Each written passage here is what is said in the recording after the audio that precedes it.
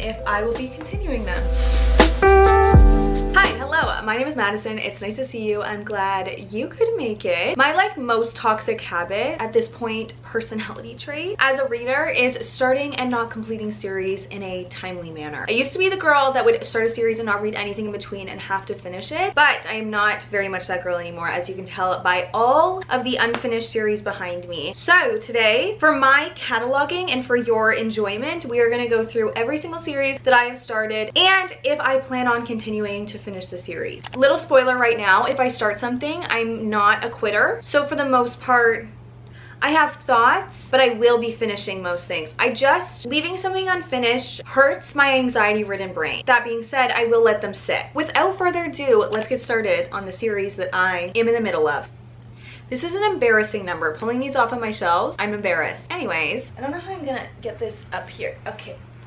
Whoa. I think we're just gonna do these in individual stacks. I could have organized this better. There's no organizational scheme to how I'm presenting these. Literally just vibes, but if you know me, you know that's pretty normal. Now this one is actually a new addition to the unfinished series, and I do think I will finish this one in a timely manner. It is like top of my TBR to finish, and that is the Shepherd King duology by Rachel Gilliay. I read One Dark Window very recently. It was in my last video on this channel, and it captivated me so much. I read it in quite literally one day, one sitting, and I finished it at 2:30 in the morning and really almost thought about picking up Two Twisted Crowns. Clearly I have not yet. This is like the perfect gothic fantasy that I didn't even know that I needed. Like, I also didn't know this was going to be a romantasy. This captivated me top to bottom. The book follows Elizabeth, and we know from the very beginning that there is someone or something that lives in her brain with her, but we don't know why. Trying to figure out what it is, but we know that she has been infected by this like plague that goes on where kids, if they get it, get killed. And the magic in this world is built on this like tarot card system called Providence cards. It's so good. Like, it was such a unique magic system, so interesting. I rated it 5 stars or renowned. Like, it was a true 5-star feeling, and I've heard 101,000 times that Two Twisted Crowns is better, so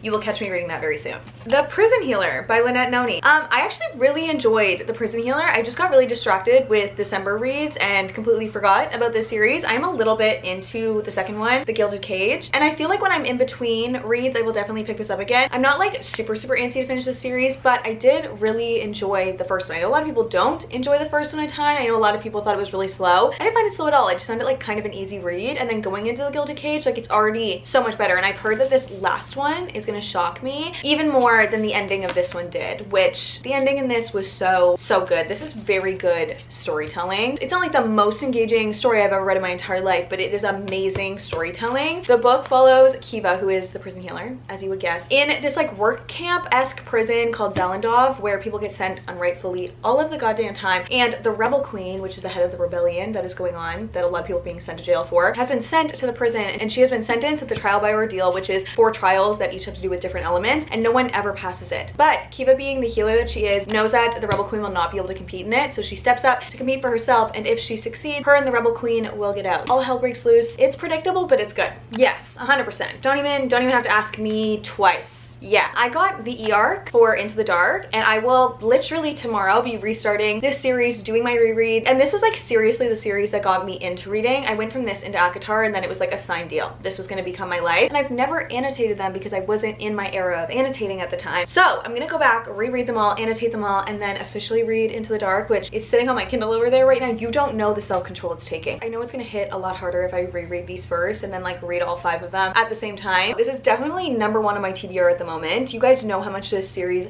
means to me. My very first ever book related tattoo was for this, and Justice saw it, and that was the best day of my entire life. I don't know what that says about how good my life is. I think it says a lot about how much these books mean to me. If you somehow have not heard me ramble about this 101 times, it's basically Gossip Girl meets London High Society, but like also not at all. But if I had to explain it, that's what it is. It basically follows Magnolia and BJ, who have been dating since they were very young, and BJ cheated on Magnolia, and they broke up, but they cannot let each other go. They're like so madly in love, but they just keep damaging and hurting each other. And then in Daisy Hates, the second and the 4th one, we follow Daisy and Christian, Daisy being the little sister of the biggest crime boss, and Christian being also a part of the crime syndicate. It's like, you can't even put it into words. It's like a very modern take on romantic literature. It's heartbreaking, small truths, it's amazing. It's gonna change your life in a lot of ways, and I understand it's not for everyone. It's toxic, so be prepared. This is interconnected standalones, and I did count interconnected standalones if they were very interconnected. You know, like if the interconnected standalones have a series name. So that is Icebreaker and Wildfire by Hannah Grace. I read Icebreaker with the intention to go into this. I had no real desire to read this. Everybody said if I wanted to read this, then I had to read Icebreaker first, which I agree. I do think it adds a lot to the plot because you know who this is. It's an interconnected standalone. You'd be fine if you didn't. I'm very glad I did. They're both pretty much just like spicy little rom-com-y vibe. This one follows a figure skater and the captain of the hockey team. And then this one's set at summer camp, which isn't so intriguing to me because I went to summer camp for years and it was my whole life. I did the whole leadership thing, loved it, breathed it, and I'm very intrigued by this. I just haven't been pulling for romances quite literally at all. This will be like the first one I pull when I go on vacation. Although I felt very uncomfortable reading this in a Starbucks, so maybe I don't want this on a plane. We'll see. But yes, I will be finishing this. Now this one, this is the one that I am the most like take it or leave it. I might not finish it. I kind of don't give a fuck. So the summer I turned pretty. I saw everyone loving the show, so I bought the first book and I read it and I was like,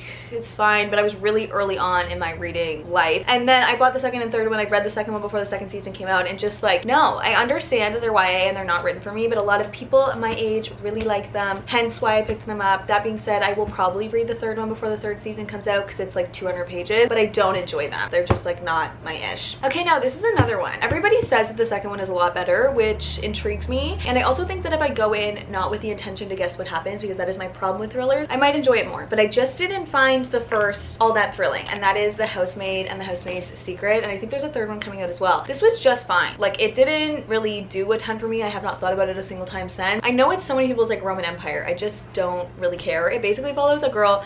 What's her name? Like, literally no memory. Millie's her name, right? I'm not confident. This first one basically follows Millie as she's just gotten out of prison and she needs a job to stay out of prison. So she takes a job as a housemaid for this family that ends up being really kind of creepy, and they keep her in an attic room that only locks from the outside. It's creepy, it's weird, but it's not, like, I guessed, like, I want to say 90% of the twist. So I think if I go into it, I have to like really turn my brain off. The Never After series by Emily McIntyre, I'm not entirely sure. I think it's McIntyre, right? It makes more sense spelling wise. This was weird. It was not what I was expecting at all. I listened to it on audio, which might have been a little bit why. The spice just like was not doing it for me. It was kind of feeling a little bit at times. Heard that this is not the best one in the series, so I will be reading on, and I have started to listen to Scarred on audio. Already I think it's a little bit better, but I will be finishing this series probably intermittent throughout things. I think I will listen to most of them on audio because I don't ever annotate dark romance books because I can't imagine handing someone something like Haunting Adeline and being like, that's the quote that I really liked when he was doing that to her. Yeah, no. So I don't care if I listen to them on audio because I know I'm not gonna annotate them. Now this one, so high up, so top of my TBR to finish. This first one reminded me why I loved reading so much, and if you guys don't immediately know what I'm talking about, I always say that line when I talk about this book because The Serpent and the Wings of the Night, The Crown of Nyaxia, duets with the novella in between, amazing. I've heard that this is going to be 3 or 4 duets about all of the different houses in this. I'm obsessed. This book basically follows Araya, which is a human girl living in the vampire lands because she has been adopted by the vampire king. Every 100 years there's this Kajari, which is like kind of like a Hunger Games-esque thing where people can compete to get a wish granted or like a prize. I don't know if they call it a wish. I don't know what they called it. By Nyaxia herself, which is the god in this world. This was like a renounding 5 stars. This was a renounding 5 stars. I've heard that this is somehow even better, and I am dying to go back to Araya and Rain's story. I read them so quickly. Like, her balance of storytelling and character development, enemies to lovers and plot and tropes and everything, she is the perfect balance. I loved this so much. I don't know if you can tell from how much I annotated it. Quite literally cannot wait to go back into this one. Yes, 100%. I will be completing this series. We'll do this one next. Oh, that could have been bad. No! The Once Upon a Broken Heart trilogy. I don't know how I have not read A Curse for True Love yet. I loved the first 2. That's a lie. I really, really liked them. They did not sit as perfectly for me as I know they did for other people. I think I gave this a 4 and this like a 4.75. Didn't get that like 5-star feeling, but I did from Caraval, and I really am excited to see how like the world really wraps up with this one. I've seen so many people being disappointed by A Curse for True Love, which is kind of why I put it off. I don't want to leave Stephanie Garber's world. Really, really, really hoping that she writes another trilogy in this. I'm hoping kind of for like a chaos one. I don't know. I feel like his story would be so interesting. Without a doubt, I will 100% be finishing this. If you're planning on reading this and you think you would ever like Caraval, please, please, please read Caraval first because it makes the reading experience so much better. I read it after these 2. I kind of regretted it. It kind of spoils a lot of Caraval, and I loved Caraval. It was a renounding 6 stars for me when I read it. The series does go down a little bit downhill. I think I gave the last one like a 4.25, but still the stories are so amazing and it just like continues on in this. Very beautiful, very fairy tale-esque, but grown up. Okay, now this big guy,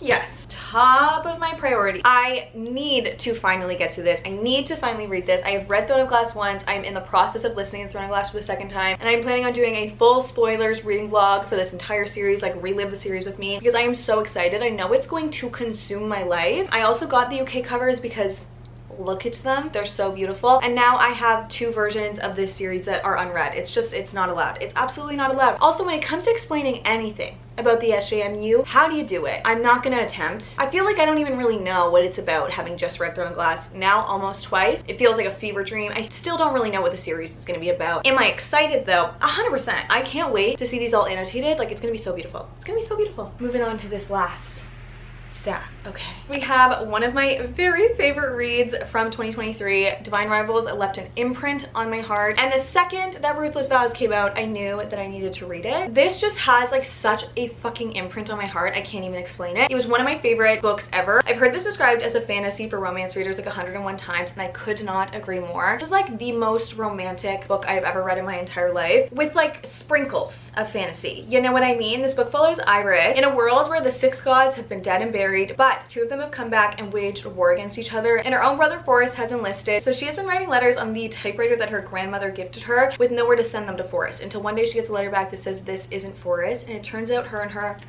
rival have magically connected typewriters, and that he would burn the world down for her. And the cliffhanger we get left on this was criminal. Yeah, I'm gonna finish it. What kind of question is that? Okay, now this one is another one that is obviously not completed, but there are more books coming out in the series, and I didn't hate the second one as much as most people did. Fourth Wing, Iron Flame, and then Wherever the Empyrean series goes wasn't the best book I ever read in my entire life. I think I liked Fourth Wing more, but I ate this up. I enjoyed this a lot. Like, I think that I'm gonna give it like a 4.25, 4.5 kind of vibe. I annotated so much of it, not that you could even fucking tell, but I actually really liked the story in this. I agree, it is a little bit infuriating that she will not talk to him. I didn't mind it at all, and the politics in this I loved. I loved that the world got bigger and it was way more political and like way more high fantasy vibe than Fourth Wing. I 100% will continue on in this series. This really captivated me the first time around, and I was very excited to get to this, and I don't think I was disappointed. So if it goes up from here, I'll take it. I'm also just like straight up curious to see where it's gonna go, because it has so many eyes on it. So I'm curious if it's gonna get better or if it's gonna get worse. It's gonna be a flop. Another interconnected standalone moment, we have the King of Sin series by Anna Huang. I only have the first and the third. I don't have the second one. I'm not like itching to read it by any way, shape, or form. I read this because I was thinking of starting the Twisted series, and I was like, I may as well try an Anna Huang book first. I don't know if it's totally for me. I'm definitely gonna read the Twisted series eventually. I think I'm gonna do it in a video on here. It was fine. It was like a true like 3.5, which is pretty low for my rating system. It was just fine. I didn't believe in their love story really kind of at all. I think I will read on in it because I've heard that this is the best one and that the second one is also even better. I got this before it came out from Raincoast Publishing, and I was really intending on just like trying to give it another try, and got very waylaid by fantasies. This is one that like I wouldn't be surprised if I didn't continue, at least not for a while, but like I probably will, just so I'm like caught up.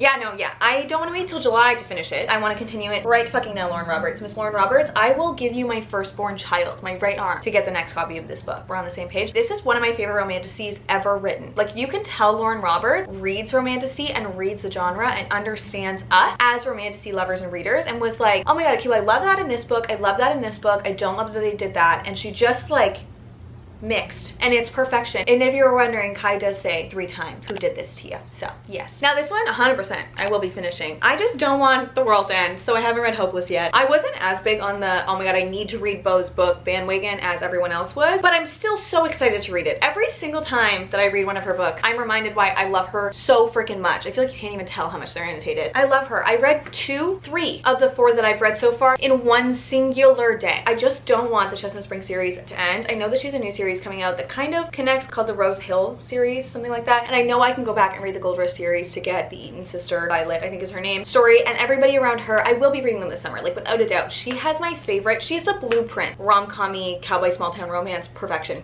Never by Jessa Hastings. Yes, I will be continuing the series. I didn't hate this one. It was my favorite book ever. I've realized a lot since finishing reading this. If you want to see my like whole opinions on reading this, it is again in my last video, that there's nothing wrong with this book in my opinion. This just isn't what I pull for when I want fantasy. Her writing, top notch, and the story and the angst and the oh my god I want to punch that character in the face-ness, but I love them kind of way, 100% there. Jessa is truly one of my favorite authors, and she will be till the day that I die. Like, I think she has such a beautiful way with words. Like, she knows how to take your heart, rip it out, stomp on it, and then be like, sorry, and I ask her for it every single time. Really excited to see where it goes. It was kind of annoying that we get introduced to like a lot of problems going on with Neverland and then get like no answers. I'm assuming that'll be like kind of the premise this going forward. I really strongly believe that this will be a very good first book in a series. The Atlas 6 series by Olivia Blake. I never knew how much this series would mean to me. I think coming into 2024 and realizing that the Atlas Complex was going to be coming out, now in my hands, I did a lot of thinking about how much all of these books impacted me in the moment that I was reading them. I am the most existential person you'll meet in your entire life. It is like the running joke with me and my friends. I am just extremely existential and I try to find meaning in quite literally everything. Her books have destroyed me in the moment in more ways than I can count. And the little girl who decided to get a philosophy major in university and graduated with it and loves dealing with concepts like time and thoughts and metaphysics, whatever, loves this series so much. She basically sat down and was like, I'm gonna write a book about 6 interpersonal relationships and that is all you get. Get a very interesting magic system, magic world, and it's what happens when you put these 6 personalities together, because at the end of the day, all we have are the people around us. It really feels like she did so much research on the topics. Each book covers a different facet of thought. I know that this third one is philosophical, which I'm really excited to get to and like see if it sparks anything. Because for the most part, I took everything I learned to my degree and went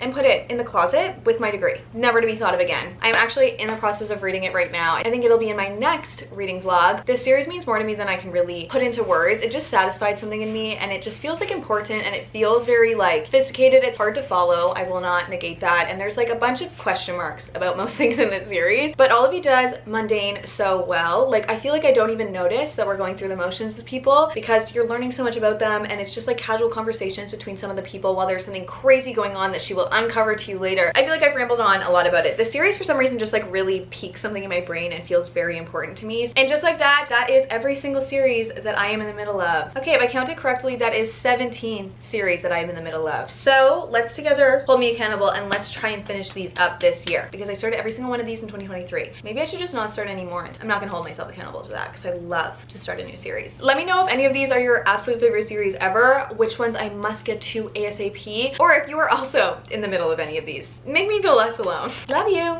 Bye. This looks like a real problem. This is a problem I need to hang on.